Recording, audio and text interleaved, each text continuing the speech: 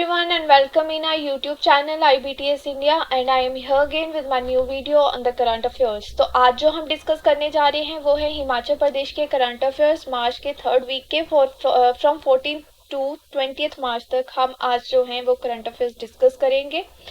तो current affairs जैसे कि आपको पता है हम डिस्कस करने से पहले उसमें न्यूज़ के हाइलाइट्स देखेंगे, उसके बाद थोड़ा सा न्यूज़ को ब्रीफ में देखेंगे।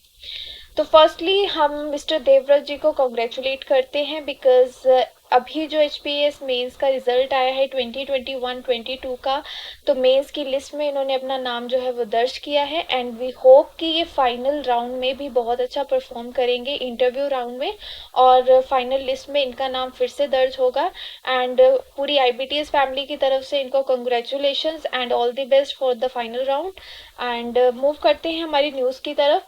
तो सबसे पहले हम न्यूज़ के हाइलाइट्स डिस्कस करेंगे। तो फर्स्ट हाइलाइट हमारे पास the hydrogen plant in Chamba soon. तो चंबा में जो है वो हाइड्रोजन प्लांट जो है वो उसको इंस्टॉल करने की बात हो रही है।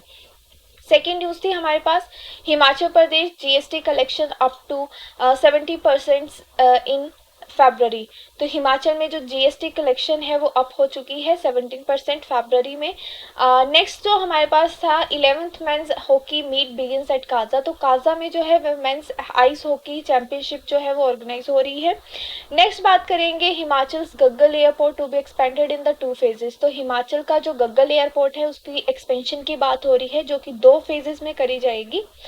नेक्स्ट हाईलाइट था हमारे पास 11 services of 2 departments go all night. तो 2 डिपार्टमेंट्स जो हैं उनकी जो सर्विसेज हैं वो जो है वो ऑनलाइन करने की बात हो रही है। ऑलरेडी हिमाचल की बहुत सी सर्विसेज जो है वो ऑनलाइन करी गई हैं एंड 11 मोर सर्विसेज उसमें इंक्लूड कर रहे हैं वो। Bill to prevent the sale of tea land in Himachal Pradesh by big estate owners past. तो यहाँ पे जो टी लैंड है उसकी सेल को रोकने के लिए जो है वो हिमाचल प्रदेश में एक बिल पास किया गया है। तो वो जो है वो पास हो चुका है, मतलब कि उसको सहमति मिल गई है। नेक्स्ट अगर मैं बात करूँ द नारी शक्ति पुरस्कार, तो ये भी देखेंगे कि हिमाचल में किनको जो है वो ये पुरस्कार जो है वो मिला है। तो स्टार्ट करते हैं। फर्स्ट न्यूज़ थी हमारे पास the hydrogen plant in Chamba soon. तो हिमाचल के चंबा डिस्ट्रिक्ट में जो है वो हाइड्रोजन प्लांट जो है उसकी सेटअप करने की बात हो रही है। एंड अथॉरिटी कौन सी है? The National Hydro Electric Power Corporation has decided to provide a 33 seater bus based on the hydrogen fuel. तो यहाँ पे जो हमारे पास एनएचपीसी है उन्होंने डिसाइड किया है कि जो 33 सीटर बस होती है उसको रन करना है हमने हाइड्रोजन फ्यूल पे। ठीक है, तो जो हाइड्रोजन फ्यूल की जनरेशन है उसका प्लांट जो है वो हम 250 किलोवाट फोटोवोल्टिक सोलर प्लांट से जो है वो जनरेट करेंगे। और ये एक पायलट प्रोजेक्ट है। पायलट प्रोजेक्ट मीन्स कि ये सिर्फ एक स्मॉल स्केल प्रोजेक्ट है या एक ट्रायल प्रोजेक्ट है, ताकि फर्दर अगर हम लार्ज स्केल पे ये प्रोजेक्ट इंस्टॉल करते हैं तो इसका कोई हमें जो है वो कॉन्स ना देखने पड़े प्रोजेक्ट के। नेक्स्ट अगर मैं बात करूँ तो Himachal road transportation corporation HRTC, तो ये जो है ये अपनी बसेस जो हैं जो हाइड्रोजन फ्यूल पे चलेंगी उनको जो है वो जो यहाँ की डिस्ट्रिक्ट के मेन टूरिस्ट प्लेसेस है इंपॉर्टेंट, तो वहाँ पे इन बस को जो है वो ऑपरेट करने की बात हो रही है।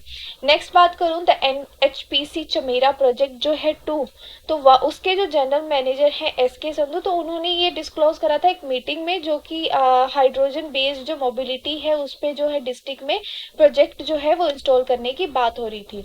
नेक्स्ट हमारे पास पॉइंट्स हैं कि जो ये बस है इसका जो फ्यूल टैंक है वो कितने 20 किलोमीटर तक रन कर सकता है। और जब हाइड्रोजन प्रोड्यूस हो जाएगी, अगर सोलर पावर प्लांट में रिमेनिंग इलेक्ट्रिसिटी बच जाती है तो वो हम लोकल ग्रिड में प्रोवाइड कर देंगे ताकि लोकल्स भी उसका बेनिफिट ले सके। Electric and hydrogen based fuel energy जो है ये एक्सपेंड करना बहुत अच्छी बात है। क्यों? क्लाइमेट चेंज के लिए, क्योंकि अभी जो क्लाइमेट चेंज है उसके बहुत से एडवर्स इफेक्ट्स हमें देखने पड़ रहे हैं। अभी भी आप देख सकते हो कि मार्च में जो है वो वेदर कैसा हो रहा है।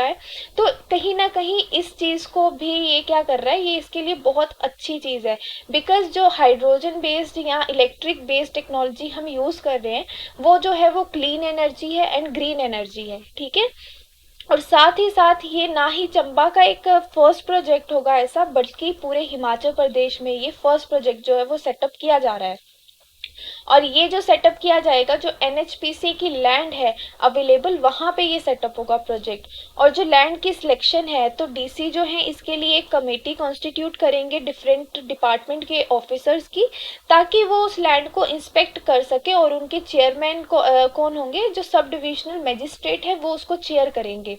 नेक्स्ट अगर मैं बात करूँ तो जो वरियस डिपार्टमेंट्स हैं और जो एनएचपीसी के ऑफिशियल्स हैं, तो जो हमारे पास आईयूसीएल है, Indian oil corporation limited Faridabad में, तो वहाँ पे भी वो एक विजिट करेंगे, ताकि जो प्रोजेक्ट को सेटअप करना है उससे पहले उनको थोड़ा सा ओवरव्यू हो जाए कि प्रोजेक्ट सेटअप करने के लिए क्या क्या चीज़ें जो है वो ध्यान में रखनी है। नेक्स्ट न्यूज़ थी हमारे पास, द जीएसटी कलेक्शन अप 17% इन फरवरी 2022। तो हमारे पास जो जीएसटी की कलेक्शन है वो 17% जो है वो अप हुई है फरवरी में। अगर मैं बात करूं तो हमारे पास जो फरवरी की अभी जो जीएसटी कलेक्शन हुई है वो है 322.41 करोड़ रुपीस फरवरी में इस ईयर की। अगर मैं लास्ट ईयर की बात करूं तो 276.74 करोड़ रुपीस जो है वो कलेक्टेड हुए थे लास्ट ईयर इस मंथ में। तो मतलब कि ये जो इंक्रीज है ये कितना है, 17%। अगर मैं क्यूमुलेटिव जीएसटी की कलेक्शन की बात करूं फाइनेंशियल ईयर की, तो फाइनेंशियल ईयर में ये कितनी थी, 3826.76 करोड़ रुपीस, जो कि थी 34% अप। अगर मैं बात करूं सेम पीरियड की लास्ट ईयर के फाइनेंशियल ईयर की, तो 2856.11 करोड़ रुपीस। तो इतना जो है वो जीएसटी में इंक्रीज हुआ है। अगर मैं बात करूँ तो जीएसटी जो है वो हमारे जो स्टेट टैक्सेस एंड एक्साइज के कमिश्नर हैं यूनुस जी, उन्होंने बोला है कि इस इंक्रीज का रीज़न क्या है, कि जो भी पॉलिसीज बनाई गई हैं गवर्नमेंट के द्वारा या जो एडमिनिस्ट्रेटिव मेजर्स लिए गए हैं, तो ये सब जो है इसमें इम्प्रूवमेंट का रीज़न है। अगर मैं बात करूँ जीएसटी क्या होता है, तो जीएसटी एक टैक्स है जो किस पे लगाया जाता है, जब भी कोई कंज्यूमर जो है वो कोई गुड या सर्विस बाय करता है, उस पे जो टैक्स लेवी किया जाता है उसको हम बोलते हैं जीएसटी। ठीक है। और ये एक स्मॉलर इनडायरेक्ट टैक्स होता है जो कि सर्विसेज या फिर कोई भी गुड वगैरह हम खरीदते हैं उस पे लगाया जाता है। अगर मैं बात करूँ तो ये जो टैक्स है ये सिर्फ स्पेसिफिक कमोडिटीज़ पे नहीं होता है, ये हर कमोडिटी पे जो है वो लगाया जाता है। अगर मैं बात करूँ जीएसटी की लेजिस्लेटिव बेसिस क्या है, तो जीएसटी बिल जो है वो फर्स्टली इंट्रोड्यूस किया गया था 2014 में, और ये थी constitution amendment 122nd amendment bill था ये। अगर बिल की बात पूछी जाएगी तो आपने 122nd अमेंडमेंट बतानी है। अगर आपको बोला जाए कि राज्यसभा में जो अमेंडमेंट, जब ये बिल पास हो गया था, जब ये एक्ट बन गया, तो ये कौन सी अमेंडमेंट है, 101st अमेंडमेंट। और ये कब अप्रूवल में आया था, 2016 में। इसमें कंफ्यूज नहीं करना है आपने। जो जीएसटी बिल जो है वो इंट्रोडक्शन हुई थी उसकी 2014 में as an amendment bill. Firstly ये बिल था, उसके बाद ये एक्ट बना है। और इसके प्रोविजंस क्या हैं कि जो सेंट्रल जीएसटी है उसमें जो है वो क्या क्या कवर हो रहा है, excise duty, service tax etcetera. अगर मैं स्टेट जीएसटी की बात करूँ तो स्टेट जीएसटी क्या क्या कवर करता है, वैट, लग्जरी टैक्स, जो वो स्टेट जीएसटी में आते हैं सारे। अगर मैं बात करूँ तो इंटीग्रेटेड जीएसटी जो यूनियन गवर्नमेंट भी लेती है और स्टेट गवर्नमेंट भी लेती है, वो इंटर स्टेट जो ट्रेड होता है उसमें जो जीएसटी लगता है वो इंटीग्रेटेड जीएसटी होता है। तो ये जो इंटीग्रेटेड जीएसटी होता है ये एक काइंड ऑफ टैक्स नहीं होता है, लेकिन एक सिस्टम है कोऑर्डिनेट करने का कि जो स्टेट और यूनियन के टैक्सेस हैं उसके लिए। और सबसे इम्पोर्टेंट कि जो स्टेट को पावर मिलती है ये जो जीएसटी लगाने की गुड्स एंड सर्विसेज पे, वो है आर्टिकल 246A। नेक्स्ट मूव करते हैं, 11th men's ice hockey meet begins at Kaza. तो यहाँ पे काजा में जो है वो हॉकी चैंपियनशिप ऑर्गेनाइज की जा रही है स्पीति डिस्ट्रिक्ट में। तो यहाँ पे जो डिप्टी कमिश्नर है हमारे लाहौल एंड स्पीति के, नीरज कुमार, उन्होंने इनोग्रेशन करी है इस चैंपियनशिप की काजा में। और इसमें 5 टीम्स पार्टिसिपेट कर रही हैं, that is the Himachal Pradesh, Ladakh, Indo Tibetan border police, Delhi and Indian army. तो ये सारे आपस में compete करेंगे इस चैंपियनशिप में। और ये फर्स्ट टाइम है जो mains national ice hockey championship जो है वो काजा में ऑर्गेनाइज की जा रही है। और इससे पहले काजा में जो है वो वुमेन्स चैंपियनशिप जो है वो ऑर्गेनाइज की गई थी जनवरी में, अभी लेटेस्ट। अगर स्पीति वैली की बात करें तो यहाँ पे जो वेदर कंडीशंस है वो बहुत ही हार्श हो जाती है, बहुत डिफ़िकल्ट हो जाती है विंटर्स में। और इन सच कंडीशंस में ऐसी और जो है हमारे पास चैंपियनशिप को ऑर्गेनाइज करना, ये बहुत बड़ी अचीवमेंट है ऑर्गेनाइजर्स के लिए। और ये जो है ये एक बहुत ही वाइटल रोल प्ले करते हैं टूरिज्म को प्रमोट करने के लिए विंटर में स्पीति वैली में।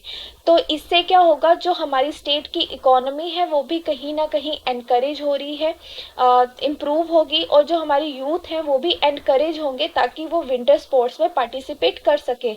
और ऐसे ही हमारे जो डिप्टी कमिश्नर हैं उन्होंने क्या किया है, 80 आइस स्केट्स जो हैं वो लोकल चिल्ड्रंस में डिस्ट्रीब्यूट करे हैं। और जो एडमिनिस्ट्रेशन है वो चाहता है कि इंफ्रास्ट्रक्चर को और इम्प्रूव किया जाए ताकि जो टूरिज्म है यहाँ पे वो है वो इम्प्रूव हो सके। और ये जो इंफ्रास्ट्रक्चर इम्प्रूवमेंट की बात हो रही है, ये कौन से स्कीम के अंडर होगी, ये होगी हमारे पास जो यूनियन गवर्नमेंट की स्कीम थी हमारे पास, द वाइब्रेंट विलेज प्रोग्राम, उस प्रोग्राम के अंडर जो है ये इंफ्रास्ट्रक्चर को इम्प्रूव किया जाएगा। नेक्स्ट अगर मैं बात करूं Himachal Gaggal airport to be expanded in 2 phases, तो हिमाचल का जो गग्गल एयरपोर्ट है उसको एक्सपेंड करने की बात हो रही है 2 फेजेस में। तो 2 फेजेस क्या हैं, जो फर्स्ट फेज है जो हमारे पास the airports authority of India है उन्होंने डिसाइड किया है कि गग्गल एयरपोर्ट को हमने एक्सपेंड करना है। तो फर्स्ट फेज में उन्होंने बोला है कि 1372 मीटर से हमने 1900 मीटर तक इसको एक्सपेंड करना है फर्स्ट फेज पे। और सेकंड फेज में फर्दर हमने कितना कर देना है, 3110 मीटर जो है इसको सेकेंड फेज में हमने जो है वो एक्सपेंशन इसकी करनी है। अब इससे क्या होगा, जो हमारे पास एयर स्ट्रिप की एक्सपेंशन है वो 600 मीटर कर रहे हैं, 600 मीटर कर रहे हैं हमने जो फर्स्ट फेज में प्रपोज की गई है। इससे क्या होगा, जो टेकिंग ऑफ है और लैंडिंग है एयरप्लेन्स की गग्गल एयरपोर्ट पे, उसकी जो कैपेसिटी है वो फुल कैपेसिटी के साथ हम वहाँ पे कर सकते हैं। प्रेजेंटली क्या है, जो 70 सीटर प्लेन्स हैं उनमें से सिर्फ 50 पैसेंजर्स ही अलो है कैरी करना। और इससे क्या होगा कि जो हमारे पास एयरपोर्ट्स अथॉरिटी ऑफ इंडिया है तो वो क्या कर रही है, यहाँ पे एक रिवर फ्लो करती है, Manjhi river, Gaggal airport Kangra district में यहाँ पे एक रिवर फ्लो करी है, that is the Manjhi river. और इस एरिया में जो है वो यहाँ पे एक ब्रिज कंस्ट्रक्शन की बात हो रही है ताकि वो जो एयरपोर्ट की एक्सपेंशन है वो कैसे होगी, इस रिवर पे ब्रिज जो है वो उसकी कंस्ट्रक्शन की जाएगी। सेकेंड ऑप्शन था या तो इस रिवर को डाइवर्ट किया जाए, लेकिन जो हमारे पास irrigation and public health department के ऑफिशियल्स हैं उन्होंने भी ये मीटिंग अटेंड करी थी, तो उन्होंने रिवर को डाइवर्ट करने के लिए जो है वो मना करा है, क्योंकि कहीं ना कहीं ये क्या कर रहा है, ये वहाँ के लोकल्स को भी इफेक्ट करेगा, इन्वायरमेंट को भी इफेक्ट करेगा। तो इसीलिए जो है वो ब्रिज कंस्ट्रक्शन जो है उसको अप्रूवल मिला है। अभी जो ब्रिज कंस्ट्रक्ट करेंगे तो उसकी जो स्ट्रक्चरल स्ट्रेंथ है या ब्रिज का डिज़ाइन है वो इस रिवर पे ऐसे कंस्ट्रक्ट किया जाएगा ताकि जो प्लेन्स का वेट है वो उसको जो है वो सस्टेन कर सके। नेक्स्ट अगर मैं बात करूँ 11 services of 2 departments go online, तो जो है हमारे पास 2 डिपार्टमेंट्स की 11 सर्विसेज जो हैं उसको ऑनलाइन किया गया है। एग्रीकल्चर से रिलेटेड, एनिमल हस्बेंड्री से related and fisheries minister Virender Kanwar inaugurated 11 online services, तो ये इन्हीं डिपार्टमेंट से रिलेटेड हैं। 5 ऑनलाइन सर्विसेज जो है वो एग्रीकल्चर डिपार्टमेंट से रिलेटेड है और 6 जो है वो एनिमल हस्बेंड्री डिपार्टमेंट से हैं। और जो 5 सर्विसेज एग्रीकल्चर डिपार्टमेंट से हैं तो ये कौन कौन से हैं, जो हमारे पास नूतन पॉली हाउस प्रोजेक्ट है, the chief minister green house renovation scheme है, द मुख्यमंत्री खेत संरक्षण योजना है, the anti hail net scheme है, the state agriculture mechanisation programme है। तो इन सभी के लिए जो अप्लाई करने के लिए आपको ऑफिस में जाना पड़ता था, तो अब इनको क्या किया गया है, ऑनलाइन कर दिया गया है। आप ऑनलाइन भी इसके लिए जो है वो अप्लाई कर सकते हैं। नेक्स्ट था हमारे पास जो हस्बेंड्री से रिलेटेड है, एनिमल हस्बेंड्री से, तो वहाँ पे भी जो है वो ये 6 हिम कुकुट प्लान पालन योजना, द कृषक बकरी पालन योजना, the maintenance of pregnancy ration for live stock breeders under the SCSP। तो ये जो स्कीम्स है, ये जो एनिमल हस्बेंड्री के अंडर 6 स्कीम्स हैं, इनको भी क्या किया गया है, ऑनलाइन किया गया है। और ये जो एप्लीकेंट्स हैं ये कहाँ पे अप्लाई कर सकते हैं, ये इस पोर्टल पे जो है वो अप्लाई कर सकते हैं। आपको ऑफिस विजिट करने की ज़रूरत नहीं है और आपको पूरी इन्फॉर्मेशन जो है वो ऑनलाइन प्रोवाइड की जाएगी। और जो डायरेक्ट बेनिफिट स्कीम है वो भी इससे जो है वो आप आसानी से ले सकते हैं। एक तो ये आपका टाइम सेव करेगा और जो आपका विजिट करने का, ऑफिस विजिट करने के लिए जो आपको परेशानियां देखनी पड़ती हैं वो भी आपको कम होगी। और जो है आप लोकमित्रा केंद्र के थ्रू भी जो है वो यहाँ पे अप्लाई कर सकते हैं। और इससे क्या होगा कि आप अपनी एप्लीकेशन को ऑनलाइन भी रिव्यू कर सकते हैं। नेक्स्ट अगर मैं बात करूं, bill to prevent the sale of tea land in HP by big estate owners past, तो यहाँ पे जो है टी लैंड जो है वो सेल करने कोई प्रिवेंशन से लेके उसके रिलेटेड हमने जो बिल है उसको पास किया है जो विधानसभा है। और ये कौन सा बिल है? Himachal Pradesh ceiling on land holdings amendment bill. ये 1972 का बिल था जिसको अमेंड किया गया है ये 2021 के बिल को। इसको क्यों अमेंड किया गया है? ताकि जो टी गार्डन्स है जो अंडर सेल के लिए लैंड जो है टी गार्डन्स की जो सेल के लिए है उसको प्रिवेंट करने के लिए, क्योंकि जो ओनर्स हैं जिनके पास 30 एकड़ से ज़्यादा ज़मीन है वो क्या करते हैं, कई बार इस पे होटल्स वगैरह जो है वो कंस्ट्रक्ट कर देते हैं, मॉल्स वगैरह बना देते हैं। तो इस चीज़ को प्रिवेंट करने के लिए जो है ये बिल जो है वो पास किया गया है। और ये जो बिल था ये सबसे पहले असेंबली में कब पेश किया गया था? ये किया गया था अगस्त 6 2021 को। ठीक है, तो यहाँ पे जो हमारे पास विधानसभा है उन्होंने एक कमेटी बनाई थी एमएलएस की रिक्वेस्ट पे ताकि इस चीज़ को रिव्यू किया जा सके। तो हमारे जो रिवेन्यू मिनिस्टर हैं महेंद्र सिंह, उन्होंने इन्फॉर्म किया है कि कुछ डेलिब्रेशंस की वजह से कि जो ये डिसीजन था वो नहीं लिया गया था। ठीक है, अभी अगर मैं इसके बताऊं बिल का, तो जो हमारे पास Himachal Pradesh ceiling on land holdings act है 1972, उसमें कुछ लूप होल्स थे, उसमें कुछ कमियां थी, तो उनको यहाँ पे इम्प्रूव किया गया है। इसमें वेरियस सेक्शंस हैं, उनके अंडर जो भी इससे रिलेटेड प्रोविजंस दिए गए हैं कि आप लैंड को ऐसे बेच सकते हो या इस पर्पस के लिए दे सकते हो, तो उन सभी को प्रिवेंशन के लिए ये जो है वो एक्ट जो है वो पास किया गया है।